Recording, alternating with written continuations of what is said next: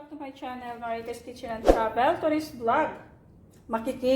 Makikiuso tayo guys dahil sa Good Friday ngayon. So, uso ngayon ang ating bilo-bilo.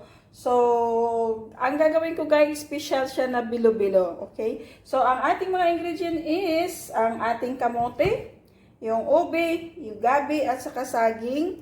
Meron din ako ditong glutinous flour.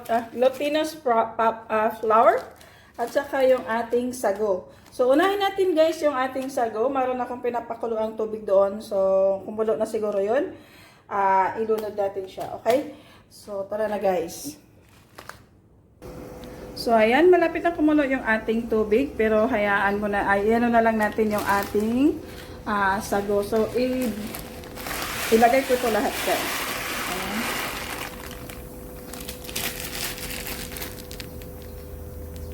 So, antayin lang natin siya guys na maluto. Pero anuhin natin, i-mix natin kasi mamaya didikit siya sa ilalim. So, ayan guys, kumulot na siya. Kailangan natin siyang haluin kasi pag hindi natin siya hinahalo-halo, ay didikit siya sa ilalim at magiging, masusunog. Kaya kailangan nating haluin. Ayan. Hindi naman guys. Siguro after 2 minutes haluin. 2 minutes ganon. So, okay, pabayaan muna natin siya dito guys. Ngayon na naman at gagawin natin yung isa kong ginawang OB. So, ito na guys yung OB na in-steam ko. Durugin natin. Nakalimutan kong i-on yung aking okay na lang. So, ayan. Durugin natin siya, guys. In-steam ko siya kanina. Ito yung magpapa-special sa kanya, guys. Yung ating gagawin na ito. Na bilo-bilo. Gawin natin siyang bilo-bilo.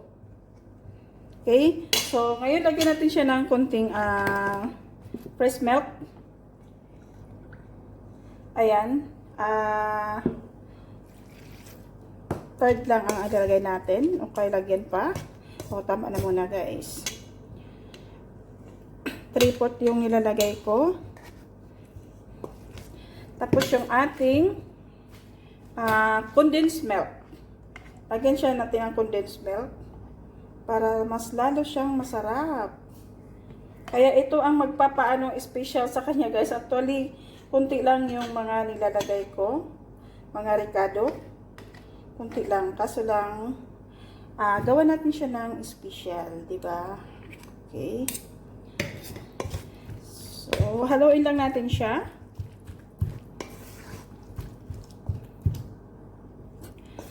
So, ayan na guys. Nadudurog na. Pero nilagyan ko siya na guys ng kunting food coloring para talaga yung purple niya.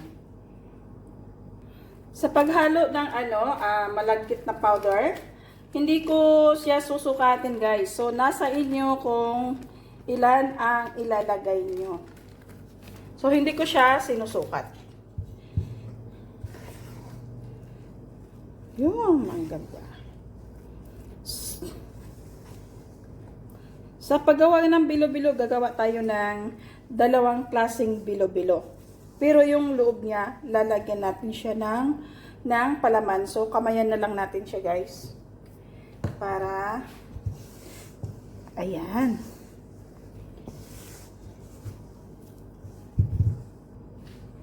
So, ayan na guys. Tama na yung kanyang picture.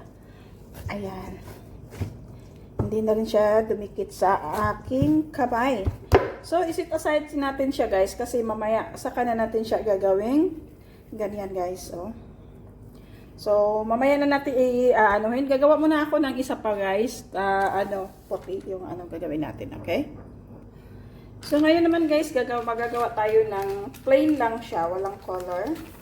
Yung kalahati kanina. Kasi isang half kilo to. So, hinahatiin natin yung kalahating kilo na glutinous rice. Isahatiin natin siya sa dalawa. So, idahan-dahan lang natin paglagay yung tubig. Para hindi siya magiging ano. Kasi pag biglain natin, hindi natin makontrol yung tubig. Mas maganda na yung kulang yung tubig kasi pwede natin siyang dahan-dahanin kaysa naman madamihan natin siya ng tubig. So, magdagdag na naman tayo ng powder. So, kailangan natin yung dahan-dahan lang yung paglagay. Pero hindi siya pwede guys na hindi kamayin talaga. Kailangan kamayin siya para malaman natin yung kanyang texture. Okay? So, ganito na guys. Kamayin natin. Ayun. Tingnan mo. Ang dami na palang tubig sa loob. Nagdagdag ako ng dagdag.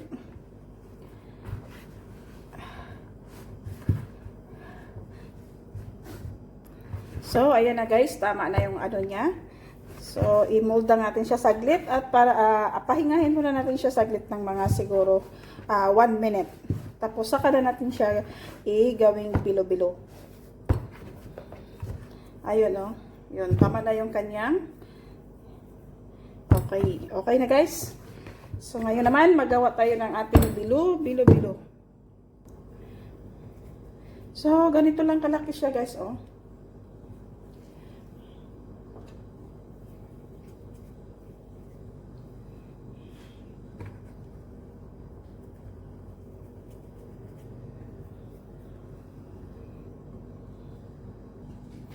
So, habang ginagawa natin yan guys, ilagay natin yung ating mga ibang ingredient doon sa likod.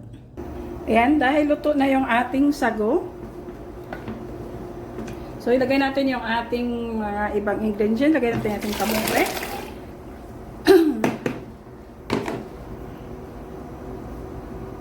Isasabay ko na siya lang lahat guys kasi maliliit naman ang pagkahiwa ko nito. So, parehas lang din yun. Wow, ang dami! Hindi pa yung sino kaya? Sino kaya kasama kong kumain nito guys? Ayun o. Pero yung saging guys, hayaan natin dyan. Basta. Ayun. Isang anuhan na lang. Ayun o.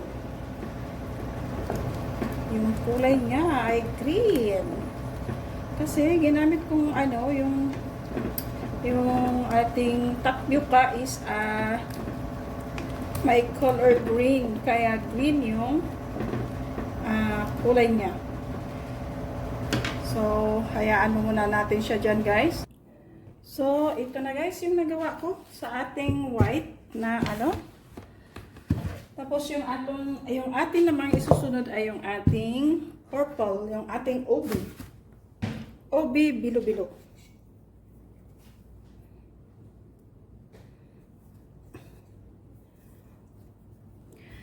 Guys, hindi ko na siguro to ubusin kasi napakarami.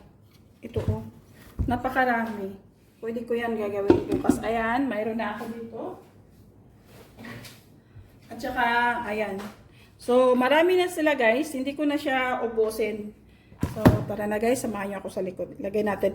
Kailangan ilagay na natin siya ito guys. Kasi matagal din siyang maluluto. Hindi katulad ng puti. Saglit lang yan maluto na kagad. Pero yung ito, kasi mayroon siyang mayroon siyang obi. So, ngayon guys, ilalagay yung ating bilo-bilo. Lagay natin yung ating bilo-bilo. Isa-isa. Kasi matagal siyang maluto guys. Nagluto na ako ng isa kanina, sinubukan ko. Matagal siyang umano. Kaya kailangan unahin natin siya doon kaysa kaysa yung puti. Yung puti madali lang yun eh. So, dami. Never mind. Kasi sa church, mayroong ngayon sa church. Practice para sa presentation nila sa Saturday. Sa Sunday. Kaya, pagkatapos ko dito, dalhin ko sa church. Okay. Ayan, tapos haluin lang natin para hindi siya didikit sa ilalim. Ilipat ko siya siguro guys ng ilipat ko siya ng mas malaki pang mas malaking kaldero. So guys, maglagay pala ako ng dahon ng pandan. Ayan, nakalimutan kong lagyan. Yung dahon ng pandan guys, para mabango. Dapat sana kanina pa ko ilalagay. Nakalimutan ko guys. Kaya sabi ko, bakit parang may iba? Ayun, lagyan natin yung pandan, dahon ng pandan. Para mabango siya. Ayun. Lumapot na siya, guys. Oh, tingnan mo ang bango. Kanina sabi ko, bakit hindi mabango? Ayan. So, ngayon naglagay ako ng asukal. Okay. Then, dahan-dahan lang natin. Tapos, anuhin natin. I-test muna natin kung tama na yung kanyang tamis. Oh, ang bango. Dahil sa pandan, ang bango. Bumango siya.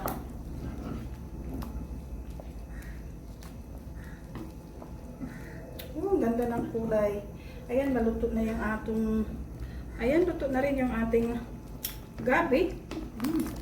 So, ilagay natin yung isa pa nating yung bilo-bilo. So, ngayon naman guys, ilagay natin to.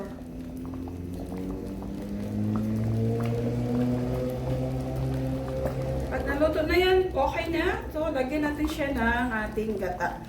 Hindi ko nilagay yung kasi yung gata natin ay yung binili ko is ready made na. Yung na talaga, yung milk na niya. Papagod ako kaya guys magtawag yan. Magpakagod. Kaya yun na lang. Ang binili ko na lang yung talagang ready-made na milk. Coconut milk.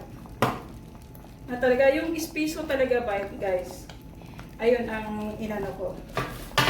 So, okay na. Ganyan natin. Oh! Dami. Ang dami guys, ang dami. Ngayon naman guys, ilagay ko yung ating coconut milk. Pero hindi ko ubusin to kasi pure to na talaga. Yung niya, yung katas, hindi yung